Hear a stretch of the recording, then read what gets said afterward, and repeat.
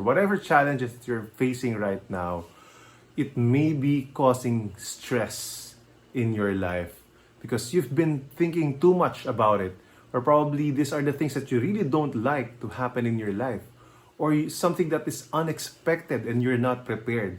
You don't know what to do. Definitely there will be stress in your life, a lot of pressure, and especially the past pandemic that has been happening. I'm sure that nobody is prepared for that, and I can say that no one is not affected. Meaning everyone, at least for a very small amount of a small amount, has been affected and somehow has that level of stress and anxiety. And if you're really serious and you take it really seriously and focused on that, then it might have a bad impact in your mental health. Right? So me, I also experienced that during the first 2 to 3 weeks of the quarantine. I almost did not do anything productive and I was feeling so down, right? And that's why I want to share with you a 6-step process to overcome and at least, cope with stress and, have a better mental health.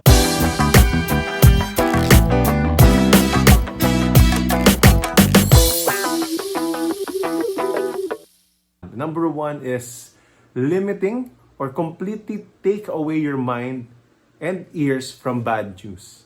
Right? As we always say that as you focus, what you focus on expands. So when you focus on the bad news, you always listen, you always watch TV, you always hear this bad news. So you kept on thinking about it. So it grows and grows and grows. And sometimes even a small problem grows bigger and bigger and feels insurmountable simply because you put your focus on that. So that's the first step in coping with stress. Take your mind away from that bad news. It doesn't mean that you will neglect it or you will pretend that nothing is happening. I don't say that. I'm not saying that. What I'm saying is don't spend too much time. It's good that you acknowledge that there's a problem, but don't dwell too much on that the whole 24 hours you spend on that. That should not be the case. Number two, the second step, stop resisting. Right? The earlier you can accept and admit that this is happening in your life, whatever that problem is, the better and the faster you can cope up and you can bounce back. Right? So stop resisting. Imagine if there's so much pressure in your life, and then let's say you're resisting with your physical body. Right? It will put strain, not just in your mental health, not just emotionally, but even in physically. You will feel that. You will feel so tired. Imagine what's happening in our minds. The more we resist and the more we think about it, it gets so tiring. So we have to stop resisting and start acknowledging and admitting that this is happening in our lives so that we can move forward, be more progressive. That's the second thing that you need to do. Third thing that you need to do when you are in stress or you feel that your mental health is being affected is start to express yourself and talk to people, right? Always have someone to talk to. Talk to your friends. If you're quarantined, you're still at home, at least chat with them. Never let one day pass without talking to someone. You will be insane, right?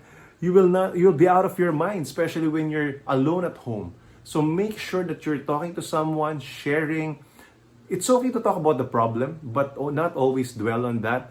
Talk about something else, right? Show care. Have that deeper connection with people because during these times, so we need connection. If you're watching this and then you're having a hard time in your life, don't isolate yourself from people. It's okay to do that maybe a few days, but not completely. Go out there and talk to people, express yourself. It's okay to show weakness and vulnerability. If you're a guy, it's okay to talk to a friend. It's okay to talk to a coach, right? Express yourself. Share with them your frustrations, but also listen, right? And be open to the possibilities of what can happen moving forward. The fourth thing that you need to do is you need to exercise. That's what's exciting and what's good. And you have to move your body, because when there's movement, you would feel better. When you exercise, our body releases positive hormones. It's called endorphins, right? Which makes us feel good. Right? When we exercise, we always feel good because we know that we did something good. So hopefully you do it early in the morning. Or even if it's at night and you forgot to do it in the morning, still do exercise. It doesn't mean that you need to really sweat a lot, although sweating is really good, it helps. Right? It will really help you a lot. But when you're just starting, if you are not really exercising, exercise even just 5 minutes. Have a walk around. Do something that you're not really too comfortable doing it, right? Have a few dumbbells. Me, I just exercise at least 5 minutes in a day, because when you exercise at least 5 minutes or just even 3 minutes, you're actually better than 80% of the rest of the world who doesn't exercise, right? If you do it regularly, you will feel better about yourself, and you will start to love yourself more and like what you're doing, and start to have a brighter and better vision of the future, right? You will have a better feeling of yourself and what's happening. The fifth thing that you need to do, number 5, is to start to eat healthy, right? Feed your body with more water, probably reduce alcohol or completely eliminate alcohol or coffee if you can. If not, reduce those intake. Right? Even cigarettes. If you can completely eliminate or reduce the intake, because it adds up to stress. It won't help. It might be instant gratification because that's what your body is asking, but your body doesn't need that. You need more positive things that's happening in your life, and involving in those substances won't help. Right? And the sixth and final step is be productive. This is actually the best way to take your mind off that problem, off those challenges, and do something that can make you exciting of the future. You will have a bigger vision. You know that there's something that will happen moving forward. You will look forward to something instead of just always looking back. Right? Stop looking back in the past or the what ifs. Right? Okay, it's good to learn from the mistakes, from our mistakes. Like for example, during the quarantine, if you haven't prepared enough money and saved enough money to last you for this long, yes, it's also good to learn from that. But don't stay too long on that and blame yourself all the time. Be forward looking. And the only way to do that, for you to be able to do that, is do something that can make you productive. Probably shoot videos and share to the world. That's what I did. That's what I've been doing during the times that I feel not productive. I want to give to people, and I know that in the future something good will happen. Do something in your work to take your mind off if you have problems with your family. Or do something in your house, like clean up. Right? Or do something, be with your family, talk to them, do the things that you haven't done before or you did not have the time to do because you're too busy.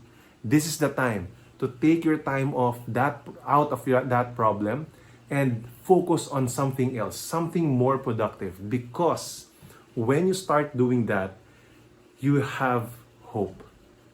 You will start to have hope because you know that you are doing something for your future, and you know that you will have a bigger impact moving forward because you decided to stand up, not just lie down and meddle on your problems, but more importantly, you decided to take charge of your life and tell yourself that enough is enough, and I will do what's best for me. I will stay productive. I will take it one day at a time. So take it one day at a time. At least be productive every day. You don't need to work for the whole 8, 12, 15 hours.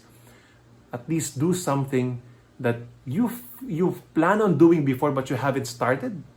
When you start doing things like that, you would feel that, wow, I am becoming more productive and I am growing. Yes, you will be growing. And once you start growing, you will start to believe in yourself again. You will heal that wound that has been caused in your heart and in your mind. And you will start to have that healing that you need in order to move forward and to start having a better mental health and in mental state and cope up with stress. So this is DJ Dimaliuat. If you like this video, don't forget to subscribe in my channel and hit that like button.